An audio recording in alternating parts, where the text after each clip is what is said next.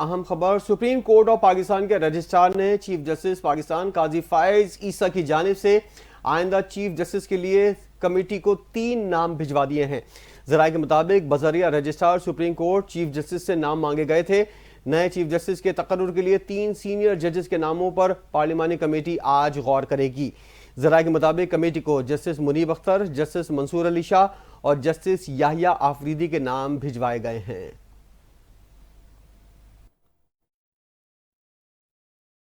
خبروں کے سلسلے کو مزید آگے بڑھائیں۔ وزیر اعظم شہباز شریف نے کہا ہے کہ آئینی ترمیم کی منظوری میں صدر زرداری، بلاول بھٹو اور نواز شریف کا بھرپور تعاون رہا۔ اسلام آباد میں کابینہ اجلاس میں گفتگو کرتے ہوئے وزیر اعظم نے کہا 26ویں آئینی ترمیم ملک کی ترقی اور خوشحالی کے لیے مؤثر ثابت ہوگی۔ آئینی ترمیم پر حکومت میں شامل جماعتوں اور اپوزیشن جماعتوں کے ساتھ طویل مشاورت ہوئی۔ شہباز شریف نے کہا کہ جوڈیشل بینچ کے قیام سے عام آدمی کو سہولت ملے گی۔ 26ویں آئینی ترمیم پاکستان کی ترقی اور خوشحالی کے لیے مؤثر ثابت ہوگی۔ بتاتے چلیں کہ وثاق جمہوریت ایک ویژن کی تکمیل ہے۔ وزیر اعظم نے کہا ہے کہ آئینی ترمیم میں مدد پر صدر زرداری، بلاول بھٹو اور مولانا فضل الرحمان کا شکریہ ادا کیا۔ آئینی ترمیم سے متعلق عمل میں نواز شریف کی رہنمائی حاصل رہی۔ شہباز شریف نے کہا کہ 11 سال بعد چینی وزیر اعظم پاکستان آئے۔ چینی وزیر اعظم کا بڑا کامیاب دورہ ہوا۔ SCO کانفرنس پر اسلام آباد کو خوبصورتی سے سجایا گیا۔ وزیر اعظم نے کہا چینی، روسی وزیر اعظم اور دیگر نے اسلام آباد کی خوبصورتی کی تعریف کی۔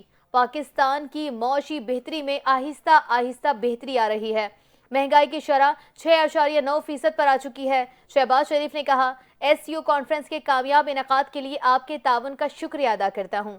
SCO کانفرنس ایک بڑا چیلنج سیکیورٹی تھا۔ SCO کانفرنس میں وزارت خارجہ، وزارت اطلاعات اور دیگر وزارتوں کا کردار مثالی رہا ہے۔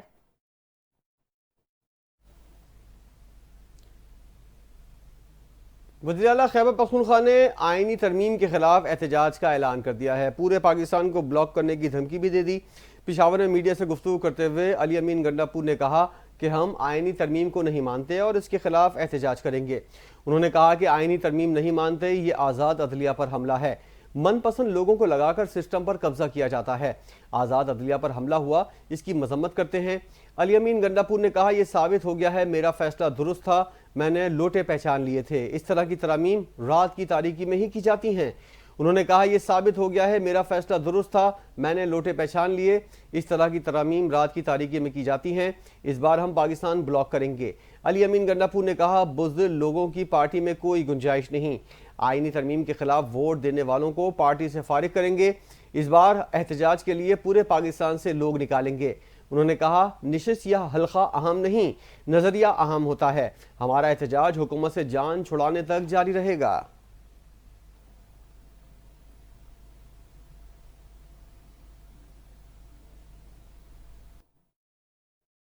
کون بنے گا نیا چیف جسٹس؟ سپریم کورٹ کے 3 سینئر ترین ججز کے ناموں پر غور آج ہوگا۔ چیف جسٹس کی تقرری کے لیے خصوصی پارلیمانی کمیٹی تشکیل دے دی گئی۔ قومی اسمبلی سیکریٹریٹ نے خصوصی پارلیمانی کمیٹی کی تشکیل کا نوٹیفیکیشن بھی جاری کر دیا ہے۔ چیف جسٹس کی تعیناتی کے لیے قائم خصوصی پارلیمانی کمیٹی کا اجلاس بھی طلب کر لیا گیا ہے۔ خصوصی پارلیمانی کمیٹی کا اجلاس آج شام پارلیمنٹ ہاؤس میں ہوگا۔ اجلاس میں نئے چیف جسٹس آف پاکستان کی تقرری سے متعلق فیصلہ کیا جائے گا۔ خصوصی پارلیمانی کمیٹی سے متعلق مسلم لیگ نون کی جانب سے خواجہ آصف، احسن اقبال، اعظم نذیر تارڑ اور شائستہ پرویز ملک شامل ہیں۔ پیپلز پارٹی کی جانب سے راجہ پرویز، اشرف نوید قمر، سینٹر فاروق ایش نائک اور رانا انصار خصوصی پارلیمانی کمیٹی میں شامل ہیں۔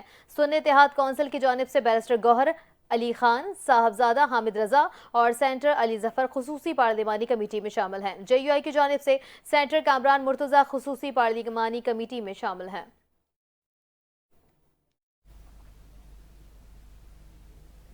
تحریک انصاف نے پارلیمانی کمیٹی کا حصے کے اجلاس سے الگ رہنے کا فیصلہ کر لیا ہے۔ جاری اعلامیے میں کہا گیا اجلاس میں 26ویں آئینی ترمیم کے حق میں ووٹ دینے والوں کے خلاف کارروائی کی منظوری دی گئی ہے۔ مزید تفصیلات اس رپورٹ میں۔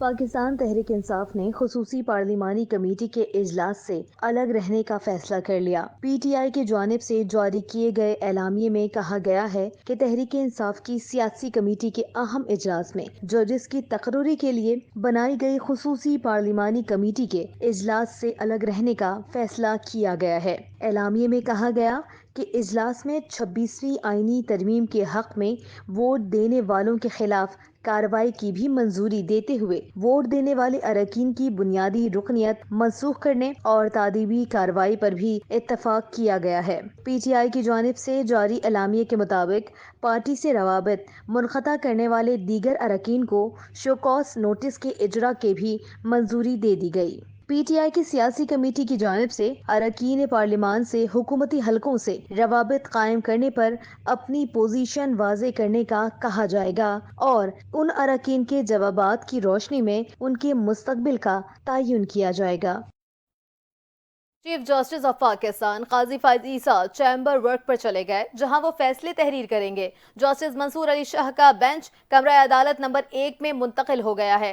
ذرائع کے مطابق چیف جسٹس قاضی فائز عیسیٰ چیمبر ورک کے دوران مختلف فیصلے تحریر کریں گے۔ چیف جسٹس قاضی فائز عیسیٰ 25 اکتوبر جمعے کے روز ریٹائرڈ ہو رہے ہیں۔ چیف جسٹس کے چیمبر ورک کے باہر چیف جسٹس منصور علی شاہ نے کورٹ روم نمبر 1 میں کیسز کی سماعت بھی کی ہے، جن کے ساتھ جسٹس عائشہ ملک اور جسٹس عقیل عباسی بھی شامل ہیں۔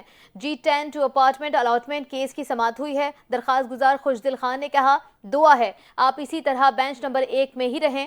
جسٹس منصور علی شاہ نے کہا، جو اللہ چاہے گا وہی ہوگا۔ عدالت نے آئندہ سماعت پر MDPH کو ریکارڈ سمیت طلب کرتے ہوئے سماعت 2 ہفتوں تک ملتوی کر دی ہے۔ سپریم کورٹ میں 26ویں آئینی ترمیم کو چیلنج کر دیا گیا ہے۔ سپریم کورٹ میں محمد انس نامی درخواست گزار نے وکیل کی وساطت سے سپریم کورٹ سے آئینی ترمیم کالعدم قرار دینے کی استدعا کی ہے۔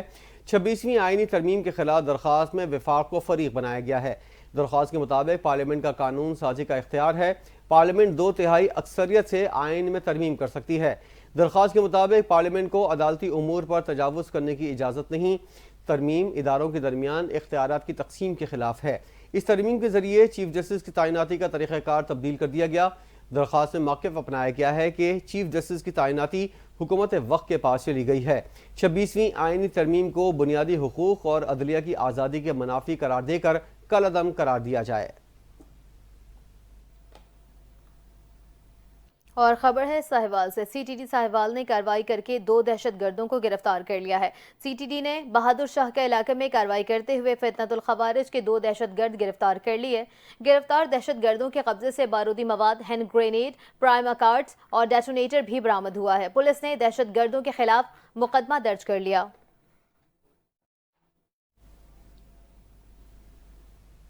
بی این پی مینگل کے منحرف سینیٹر قاسم رونجو نے سینٹ کی رکنیت سے استعفیٰ دے دیا ہے۔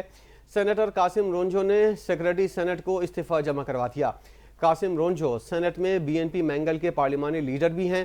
سردار اختر مینگل نے دونوں سینیٹر سے استعفیٰ طلب کیا تھا۔ بی این پی مینگل کی سینیٹر نسیمہ احسان اور قاسم رونجو نے آئینی ترمیم کے حق میں فلور کراس کیا تھا۔ پاکستان تحریک انصاف کے سینیٹر شبلی فراز کا کہنا ہے کہ آئینی ترمیم میں 4 سے 5 اراکین ہمارے خلاف استعمال کیے گئے۔ پشاور میں میڈیا سے گفتگو کرتے ہوئے شبلی فراز نے کہا، مرکزی رہنماؤں پر عدم اعتماد کی کوئی بات نہیں، آئینی ترمیم زبردستی کرائی گئی۔ انہوں نے کہا کہ آئینی ترمیم سے ہارس ٹریڈنگ کو معزز شکل دی گئی۔ پارٹی نے پارلیمانی کمیٹی میں شرکت نہ کرنے کا فیصلہ کیا ہے۔ شبلی فراز کا کہنا ہے کہ آئینی ترمیم پر ہمارے شدید تحفظات ہیں۔ آئینی ترمیم سے انصاف کے نظام کو ہلا کر رکھ دیا گیا۔ ترمیم سے عدلیہ کو مقننہ کے ذریعے تابع کر دیا گیا۔ پی ٹی آئی کے رہنما نے مزید کہا کہ ججز کی تقرری پارلیمانی کمیٹی کے ذریعے کرنا عدلیہ میں مداخلت ہے۔ آئینی ترمیم سے عدلیہ کی آزادی برقرار نہیں رہے گی۔ حکمران سمجھتے ہیں کہ ہمیشہ رہیں گے، مستقبل کی حکومت مرضی کے ججز تعینات کریں گی۔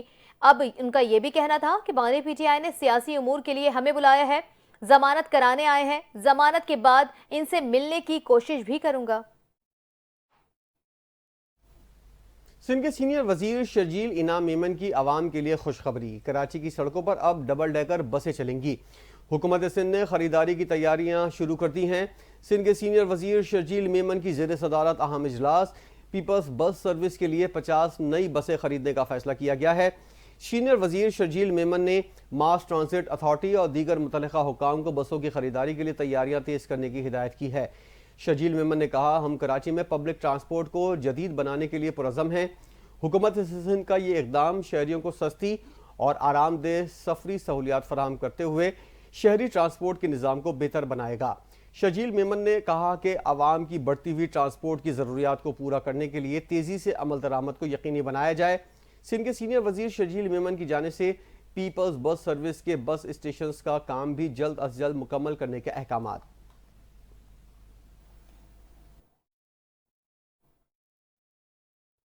شہباز شریف نے لبنان اور غزہ کے لیے امدادی سامان کے 2 جہازوں کو فوری بھیجنے کی ہدایت کر دی ہے۔ یہ ہدایت وزیراعظم شہباز شریف نے اپنی زیر صدارت غزہ، فلسطین اور لبنان بھیجی جانے والی امداد کے حوالے سے منعقدہ جائزہ اجلاس میں کی ہے۔ انہوں نے ہدایت کی ہے کہ ہوائی راستے کے علاوہ زمینی راستے سے بھی امدادی سامان روانہ کیا جائے۔ وزیراعظم شہباز شریف نے امداد کی ترسیل کے لیے فلسطین، لبنان، اردن اور مصر میں پاکستانی سفراء سے روابط مزید بہتر بنانے کی ہدایت کی ہے۔ انہوں نے کہا ہے کہ اس بات کو یقینی بنایا جائے کہ امداد مستحقین تک پہنچے۔ شہباز شریف نے امدادی سامان کی ترسیل کی تیز رفتار کرنے کی ہدایت کی ہے۔ عوام عطیات جمع کروا کر فلسطینی اور لبنانی بہن بھائیوں کی مدد کے ساتھ دیں۔ انہوں نے ایسا کہا ہے، جبکہ انہوں نے کہا ہے کہ وزیر اعظم ریلیف فنڈ برائے غزہ اور لبنان سے متعلق آگاہی مہم چلانے کی ہدایت بھی کریں۔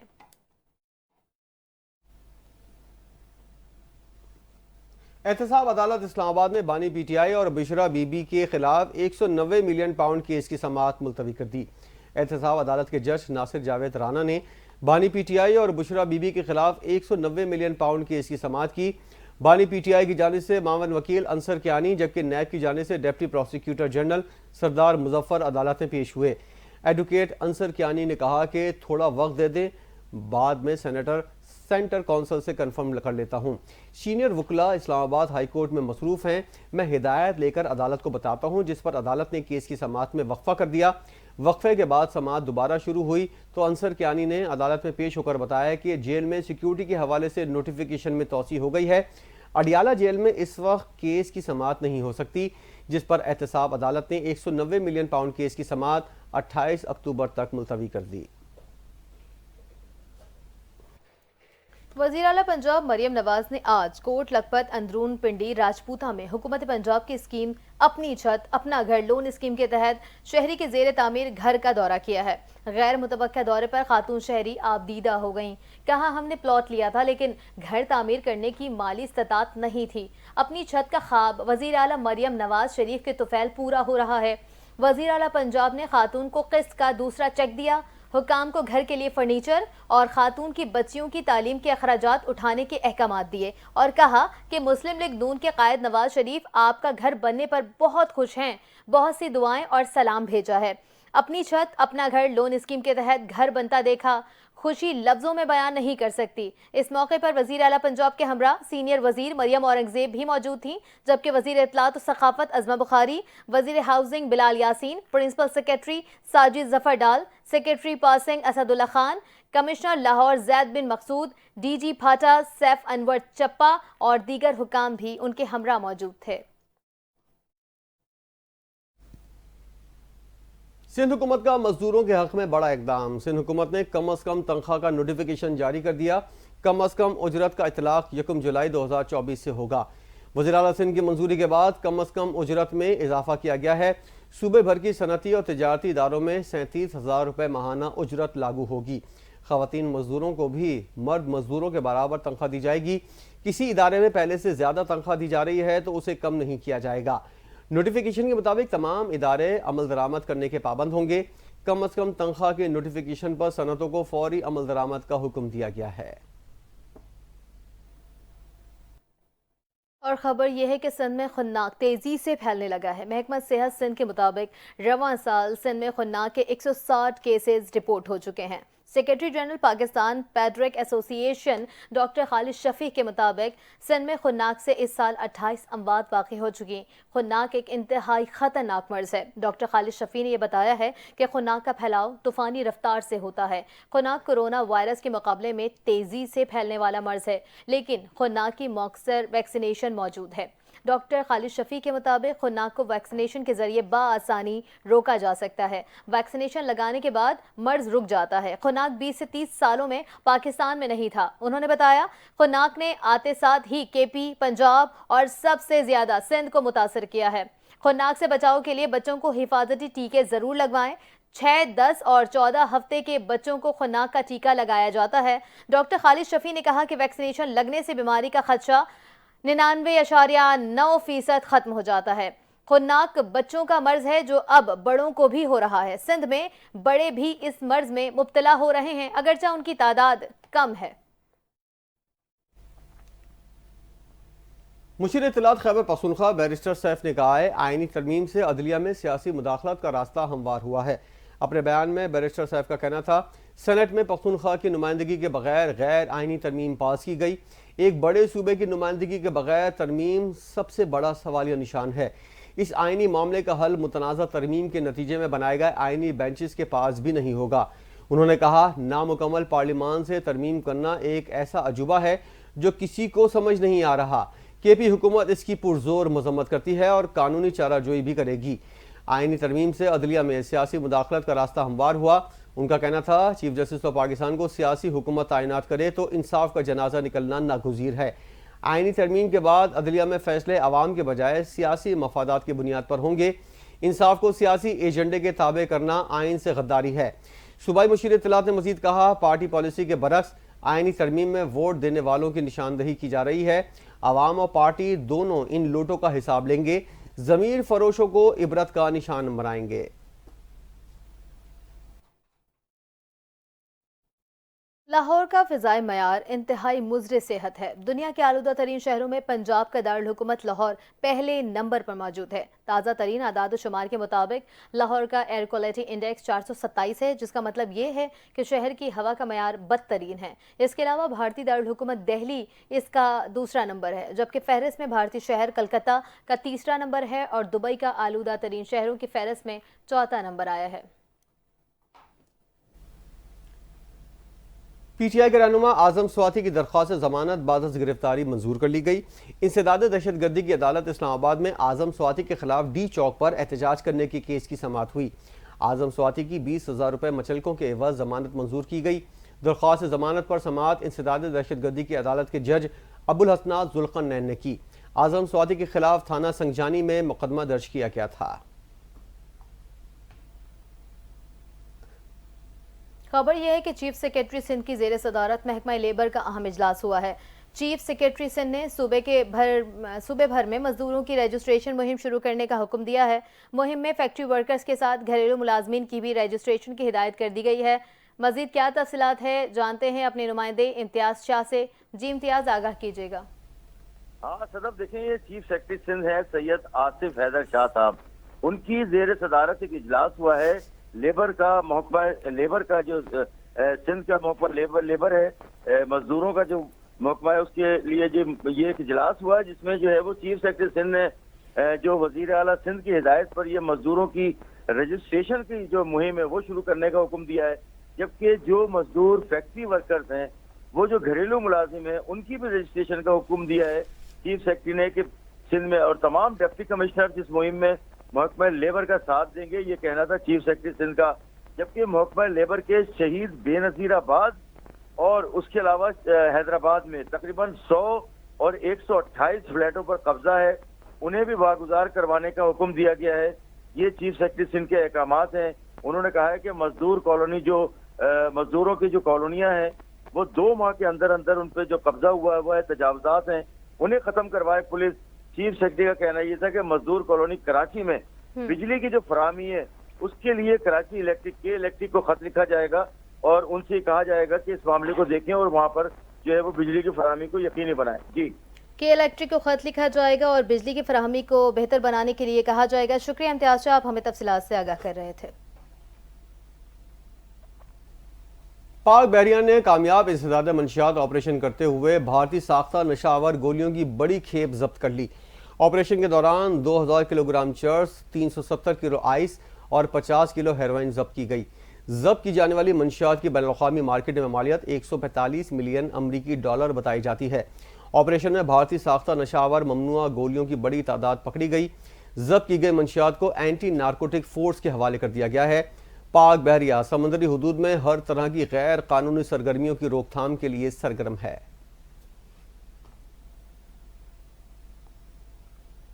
کراچی کے علاقے گداب میں مسلح ملزمان نے 4 وائلڈ لائف فوٹوگرافروں کو لوٹ لیا ہے، جبکہ فوٹوگرافر زہیب نے پولیس کو بتایا ہے کہ وہ اور اس کے ساتھی ہب ڈیم سے فوٹوگرافی کر کے واپس لوٹ رہے تھے کہ عثمان گوٹ کے قریب موٹر سائیکل سوار مسلح ملزمان انہیں روک لیا۔ انہوں نے بتایا کہ مسلح ملزمان اسلحے کے زور پر ان سے اور ان کے ساتھیوں سے کیمرے، موبائل فون اور دیگر سامان لوٹ کر فرار ہو گئے۔ پولیس نے بتایا ہے کہ گداب میں ہب ڈیم کے قریب مہمان پرندوں کی ویڈیو گرافی کر کے واپس آ رہے تھے۔ فوٹوگرافروں سے ڈکیتی کی واردات کی رپورٹ بھی درج کر لی گئی ہے، جبکہ پولیس کا یہ بتانا ہے کہ واقعے کی تحقیقات کا آغاز کر دیا گیا ہے۔ جلد ہی کوشش ہے کہ ملزمان کو گرفتار کر لیا جائے۔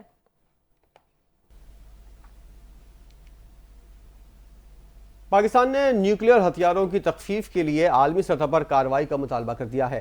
اقوام متحدہ میں پاکستان کے نائب مستقل مندوب عثمان جدون نے کہا ہے کہ نئی ابھرتی ہوئی ٹیکنالوجیز کا جوہری صلاحیتوں کے ساتھ انضمام عالمی سلامتی کے لیے مزید پیچیدگیاں پیدا کر رہا ہے۔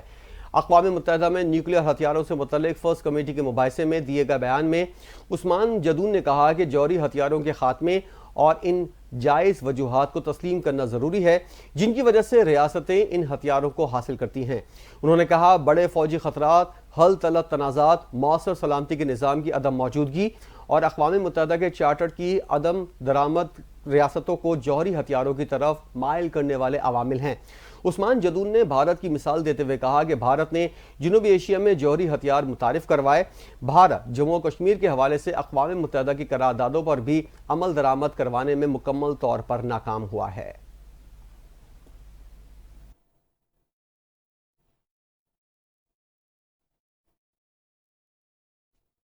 پاکستانی وفد کی ورلڈ بینک اور آئی ایم ایف کے رہنماؤں سے ملاقاتیں کر کے ملک میں مالیاتی استحکام کے لیے حکومتی کوشش پر روشنی ڈالی گئی ہے۔ واشنگٹن ڈی سی میں ورلڈ بینک اور آئی ایم ایف سالانہ اجلاسوں کے موقع پر سیکرٹری خزانہ امداد اللہ بوسال اور governor State Bank of Pakistan Jameel Ahmad کی سربراہی میں پاکستانی وفد نے الوریز اینڈ مارسل کے وفد سے ملاقات کی ہے۔ الوریز اینڈ مارسل کے وفد کی قیادت سابق governor State Bank of Pakistan doctor Raza Baqir نے کی۔ ملاقات کے موقع پر اندرونی اور بین الاقوامی کیپٹل مارکیٹوں اور بیرونی قرض دہندگان کی رسائی بحال کرنے پر طریقوں پر بھی غور کیا گیا ہے۔ پاکستانی وفد نے آئی ایم ایف کے ڈائریکٹر ایم سی ڈی جہاد ازور سے بھی ملاقات کی ہے۔ ملاقات میں پاکستانی وفد نے آئی ایم ایف کی پاکستان کے لیے مسلسل حمایت، خصوصاً حال ہی میں منظور شدہ 7 ارب امریکی ڈالر کے توسیع فنڈ سہولت پر شکریہ بھی ادا کیا ہے۔ الوریز اینڈ مارسل کے وفد کی قیادت سابق governor State Bank of Pakistan doctor Raza Baqir نے کی ہے۔ اس موقع پر اندرونی اور بین الاقوامی کیپٹل مارکیٹوں اور بیرونی قرض دہندگان تک رسائی بحال کرنے کے طریقوں پر غور کیا گیا ہے۔ پاکستانی وفد نے حکومت کی مالیاتی استحکام، محصولات میں اضافے، توانائی، سرکاری اداروں کی اصلاحات اور پاکستان کو استحکام کی ترقی کی طرف لے جانے کی کوشش پر روشنی ڈالی ہے۔ ملاقات میں آئی ایم ایف کے ڈائریکٹر جہاد ازور نے فنڈ پروگرام کے کامیاب آغاز کا کہا ہے۔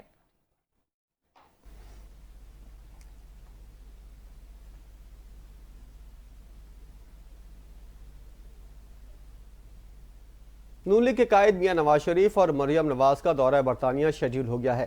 نواز شریف جمعے کو یو اے ای، برطانیہ، امریکہ اور یورپ کے دورے پر روانہ ہوں گے۔ ذرائع کے مطابق نواز شریف جمعے کو لاہور سے روانہ ہوں گے اور وہ ایک رات دبئی میں قیام کریں گے۔ نواز شریف ہفتے کو لندن پہنچیں گے۔ 2 دن قیام کے بعد منگل کو امریکہ کے لیے روانہ ہوں گے۔ نواز شریف امریکہ میں 4 دن قیام کے بعد واپس لندن آئیں گے۔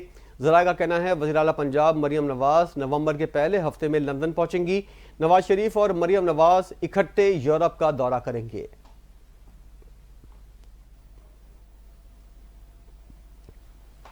خبر شامل کریں کہ پاکستان کے سب سے بڑے لاہور ریلوے اسٹیشن کے تمام پلیٹ فارم پر گندگی کے ڈھیر ہیں۔ ریلوے حکام کی غفلت کے باعث ریلوے اسٹیشن گندگی کا منظر پیش کر رہا ہے۔ ریلوے اسٹیشن پر صفائی کا عملہ غائب ہے، سیوریج کا نظام بھی درہم برہم ہے۔ مزید جانتے ہیں اپنے نمائندہ گوھر سعید سے۔ جی گوھر، آگاہ کیجیے گا۔ جی بالکل، پاکستان کے سب سے بڑے لاہور ریلوے اسٹیشن کے تمام پلیٹ فارم گندگی کے منظر پیش کر رہے ہیں۔ ہر طرف گندگیوں کے ڈھیر لگے ہوئے ہیں۔ اگر ہم بات کریں پلیٹ فارم نمبرز کی تو ان پر گندگی کے علاوہ چوہوں کا بھی راج ہے۔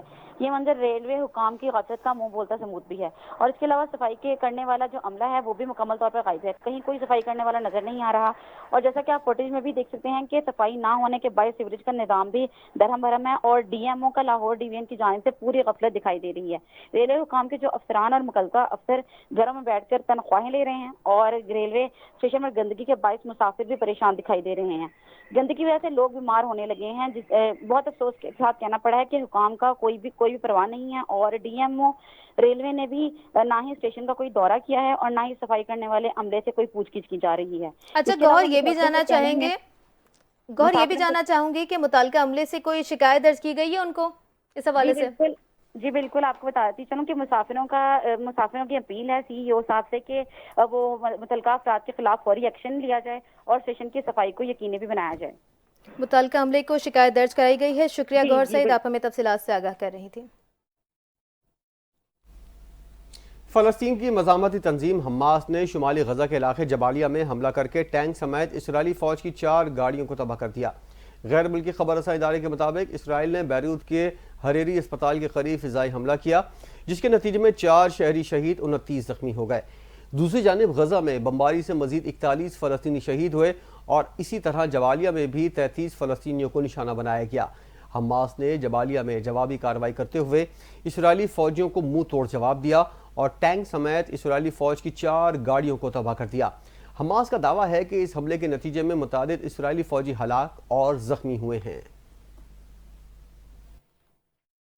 کھیل کے میدان سے خبر شامل کریں. انٹرنیشنل کرکٹ کونسل کے بورڈ اجلاس میں چیمپئنز ٹرافی 2025 کی تیاریوں پر اطمینان کا اظہار کیا گیا ہے. دبئی میں آئی سی سی کی 3 روزہ میٹنگ اختتام کو پہنچ گئی ہے. بورڈ میٹنگ میں پی سی بی کے چیئرمین محسن نقوی نے شرکت کی ہے. آئی سی سی بورڈ میں اجلاس میں پی سی بی کے حکام کی جانب سے چیمپئنز ٹرافی 2025 کی تیاریوں سے متعلق رپورٹ پیش کی گئی ہے. محسن نقوی نے چیمپئنز ٹرافی کی تیاریوں اور انتظامات کا جائزہ بھی لیا ہے، جبکہ بورڈ ممبرز کو پاکستان آنے کی دعوت بھی دی ہے اور اجلاس میں یقین دہانی بھی کرائی ہے کہ اسٹیڈیم سے اپ گریڈیشن سمیت تمام کام مقررہ وقت میں مکمل ہو جائیں گے. 3 روزہ آئی سی سی میٹنگز میں آئی سی سی چیئر اور انڈیپینڈنٹ ڈائریکٹر کی میعاد کو 3 سال کی 2 مدت میں تبدیل کرنے کی سفارش کی گئی ہے اور مینز کرکٹ کمیٹی میں اسکاٹ ونگ کو فل ممبر کی نمائندہ اور اسکاٹ ایسوسی ایٹ ممبرز کا نمائندہ بھی مقرر کیا گیا ہے. جبکہ آپ کو بتاتے چلیں کہ چیمپئنز ٹرافی ٹورنامنٹ اگلے سال فروری مارچ میں پاکستان میں شیڈیول ہے. صدر آصف علی زرداری اور سابق وزیراعظم بینظیر بھٹو شہید کی بڑی صاحبزادی بختیور بھٹو نے حال ہی میں پیدا ہونے والے اپنے تیسرے بیٹے کا نام رکھ دیا. انسٹاگرام پر بختیور اور ان کے شوہر محمود چودھری نے مشترکہ پوسٹ شیئر کی، جس میں انہوں نے بتایا کہ جوڑے نے اپنے ننھے بیٹے کا نام منتخب کر لیا ہے. بینظیر بھٹو کی شہید کی بڑی صاحبزادی نے بتایا ہے کہ انہوں نے اپنے چھوٹے شہزادے کا نام اپنے نانا سے منسوب کرتے ہوئے ذوالفقار محمود چودھری رکھا ہے. اس کے ساتھ ہی دونوں نے اپنے چھوٹے بیٹے کے حق میں دعا کرتے ہوئے لکھا، اس پاک پروردگار کے نام جو بڑا مہربان نہایت رحم والا ہے، یہ نام اس کے حق میں بہتری، برکت، اچھی صحت اور خوش قسمتی لائے. انہوں نے بیٹے کے لیے نیک خواہشات کا اظہار کرتے ہوئے مزید لکھا کہ اللہ تعالیٰ سے پیار محبت بانٹنے والا، لوگوں سے ہمدردی کرنے والا بنانا اور اسے سیدھا راستہ دکھانا، آپ صلی اللہ علیہ وآلہ وسلم کا راستہ بھی دکھانا.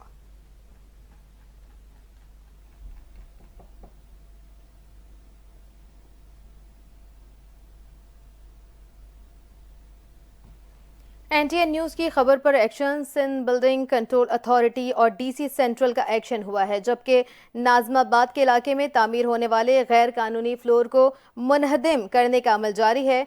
آپ کو بتاتے چلے کہ این ٹی این نیوز کی خبر پر ایکشن لیا گیا ہے. سندھ بلڈنگ کنٹرول اتھارٹی اور ڈی سی سینٹرل کا ایکشن لیا گیا ہے. اسی حوالے سے مزید تفصیلات جانتے ہیں ہمارے نمائندے حسام فاروقی سے. جی حسام، کیا تفصیلات ہیں، بتائیے گا مزید.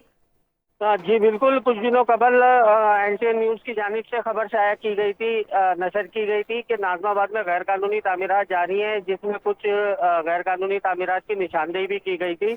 آج جو ہے D C centre Tahir Saleem اور D G S B C A کی جانب سے اس معاملے پہ ایکشن لیا گیا ہے اور ناظم آباد کے بلاک 3C کا جو ایک رہائشی پلاٹ ہے 7/5، اس پہ ایک بلڈر ہیں حماد عرف ہنی، ان کی جانب سے غیر قانونی تیسرا اور چوتھا فلور تعمیر کیا جا رہا تھا، جسے ایس بی سی اے کی ٹیم نے اسد خان نامی افسر کی سربراہی میں جا کے منظم کیا ہے اور ابھی بھی انہدامی کارروائی جاری ہے. ذرائع یہ بتاتے ہیں کہ اس کے ساتھ ساتھ دیگر جو غیر قانونی تعمیرات بھی ناظم آباد کے علاقے میں ہو رہی ہیں، ان پہ بھی 1-2 روز میں جو ہے انہدامی آپریشن کیا جائے گا.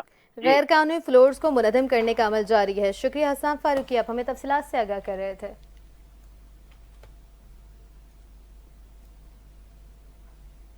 اسی کے ساتھ ہی نیوز اسٹوڈیو سے فی الحال اتنا ہی. مزید خبروں اپڈیٹس کے لیے آپ دیکھتے رہیے NTN نیوز.